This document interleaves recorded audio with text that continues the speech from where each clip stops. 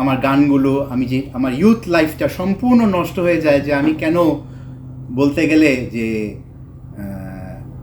আওয়ামী লীগের ঘরজামাই হই নাই। আসলে বলতে গেলে ফ্যামিলি বাইন্ডিংস ছিল, যে কারণে শিল্পজীবন এটা ভালোবাসা, পেশা না। কিন্তু অনেক দিন পরে এখন ব্যবসাকে গুটিয়ে এনে মিডিয়াতে ব্যাক করতে চাচ্ছি। আমি রিসেন্টলি আবার ব্যাক করলাম কন্যা সিনেমা দিয়ে।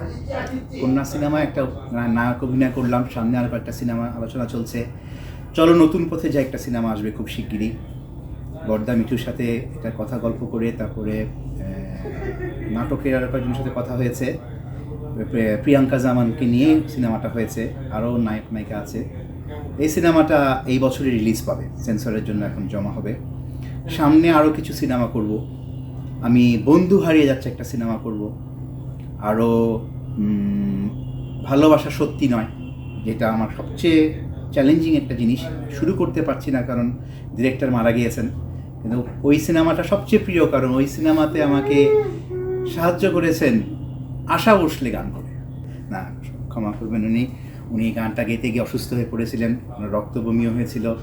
এবং এটা মানে যেটা আপনাদের মাধ্যমে বলা উচিত, বলতে পারিনি কাউকে, উনি যখন গাইতে পারছেন না তখন গানের লিরিকটা টিউন করে ওনার কানে দিয়ে দিই, যে আপনি শুধু গানটা শুনে শুনে গান তাহলে হয়তো পারবেন। এবং পরে আমার এই গাইডলাইনে উনি একবারে গাওয়ার পরে আমাকে জড়ায় ধরে কাঁদতে কাঁদতে বলেছিলেন, আমাকে দোয়া দিয়েছিলেন, যুগ যুগ জিও, যুগ যুগ জিও। ঠিক আছে, আমি অত প্রফেশনাল হাই গ্রেড মিউজিশিয়ান তো নাই, গীতিকার না, সুরকার না, কিন্তু সাংস্কৃতিক প্রেমিক। এবং ফিলিংস থেকে তখন চিন্তা করেছিলাম যে যদি আমার যে গানটা লিখেছি, সুর করেছি, সেই গান সুরটা যদি আমি তার কানে দিয়ে দেই, নৃত্য ধরতে পারছেন না, বয়স তো হয়ে গেছে 80+, তখন কি হয়? আলটিমেটলি আমি তখন তাকে বললাম যে আমার গানের পার্টটুকু আমি না গেয়ে টিউনটা শুধু তাকে দিয়ে দিয়েছিলাম কানে, এবং লিরিকটুকু দিয়ে বললাম আপনি এবার গান, এবং একেবারে একটানে পরে গানটা গেয়ে ফেলেন উনি। এবং এরপর থেকে ওনার দোয়া নিয়ে মনে করি যে আমার পৃথিবীর সবচেয়ে প্রিয় শিল্পী কে ছিল, দ্যাট ওয়াজ আশা ভোসলে। বাংলাদেশের তপন চৌধুরী, সেলিম আশরাফ আমার বাসায় গল্প করছিলেন, তখন আমাকে বললেন যে গান গাইতে চাও, চেষ্টা করি দেখি, তো ইন্ডিয়া যোগাযোগ করো। তারপরে যখন বললাম, তারপরে একটা অ্যারেঞ্জ হলো, সিনেমার জন্য একটা গান গাইতে চাইলাম। উনি বললো বাংলাদেশে গান গাইবেন না, উনি কোনো গান নাই। তার পরবর্তীতে আমার ফ্যামিলি হেরিটেজ জানতে পারলেন, এবং পরে বললেন ঠিক আছে বাংলাদেশ থেকে আসুন। আমার প্রিয় শিল্পীরা, লিটন ডিকস্টা মিউজিক কম্পোজ করত, বেবি আপা গান গাইতেন। এখন তারা যখন বিদেশে চলে যান, আমার সিনেমা বন্ধ হয়ে যায়। ভালোবাসা সেন্ট মার্টিনের সিনেমাটা করি শাবনূরের সাথে, কিন্তু কিছুটা বলতে পারেন রাজনৈতিক কারণেই আমাকে কিক আউট করে দেওয়া হয়।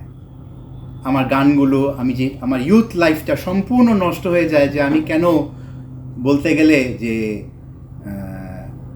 আওয়ামী লীগের ঘরজামাই হই নাই। আওয়ামী লীগের নেতার দুর্ভাগ্যবশত আমি জামাই হয়েছিলাম, যারা আমাকে উদ্বস করানোর চেষ্টা করেন, শিল্প জগৎ থেকে বের হয়ে যেতে বলেন। এবং শৌখিন শিল্পী থাকতে চাচ্ছিলাম, প্রফেশনাল এখনও হতে চাই না, বাট সংস্কৃতির সাথে থাকতে চাচ্ছিলাম। কিন্তু আমাকে বলা হয় যে সংস্কৃতিকে পুরো ছেড়ে দাও। সবচেয়ে বেশি কষ্ট লাগে সাবিনা ইয়াসমিন, রুনা লায়লার সাথে এভাবে গান করতে পারবো না বলে। সাবিনা ইয়াসমিনের সাথে একটা গান ছিল 80-90, ওইটা ছিঁড়ে তারা পা দিয়ে থুতু দিয়ে বলে তোদের মতন শিল্পীরা আমাদের টাকা ছাড়া দুইবার উদ্ভট করতে পারবি না, তো কিসের শিল্পী হবি। ওই যন্ত্রণা থেকে আমি চিন্তা করি না থাক, আমার সংসারটা ভেঙে যায়। এবং আমি এখন এর পরবর্তীতে সেকেন্ড ম্যারেজ লাইফে আমি হ্যাপি আছি, সুখে আছি। গান জগৎটা ঢুকতে পারিনি, যতবার চেষ্টা করি টিভি চ্যানেল থেকে, বিভিন্ন জায়গা থেকে বাধা আসছে, এবং সেই বাধাগুলোর কারণে আমার শিল্পী হয়ে ওঠা। আজকে আপনি আমার সাক্ষাৎকার নিচ্ছেন, 15 বছর পরে আবার এটিএন বাংলায় আসছিলাম। সিনেমা রিলিজ করেছি 15 বছর আগে, এখন 15 বছর পরে আবার এখন শুরু করছি। আবার শিক্ষার মানটা বাড়াতে হবে, শিক্ষার সংখ্যা বাড়ালে হবে না, তাহলে শিক্ষার মানের সাথে পারফর্মার অনেক বেশি বেরিয়ে আসবে। আমি এফডিসিতে তাও জায়গা পেয়েছি, কাজ করেছি, কয়েকটা সিনেমার পরেও করেছি রুবেল ভাইদের সাথে এই দেশের বিভিন্ন জায়গায়। কিন্তু ওই টাকা দিয়ে শিল্পী হতে গেলে শিল্পী হওয়া যাবে না। শিল্পের প্রতি টান, প্রেম, ভালোবাসার সাথে সেরকম যদি অ্যাক্টিভিটিতে, মুভমেন্টে থাকে। আজকে আপনি আমার সাক্ষাৎকার নিচ্ছেন, আরও 10জন এসে আমার সাক্ষাৎকার নেওয়ার কথা ছিল, কলকাতায় দাঁড়িয়ে সম্মান দিচ্ছে আমাকে। দাদা, এটা আপনার লেখা গান। বাংলাদেশ সরকার আমাকে একটা রেসপেক্টিভ কাজ দিয়েছিল, যে আমি আওয়ামী লীগের বান্ডিংসে না থেকে সিনেমা করে দেখাতে পারবো, ওটা দেখিয়ে দিয়েছিলাম।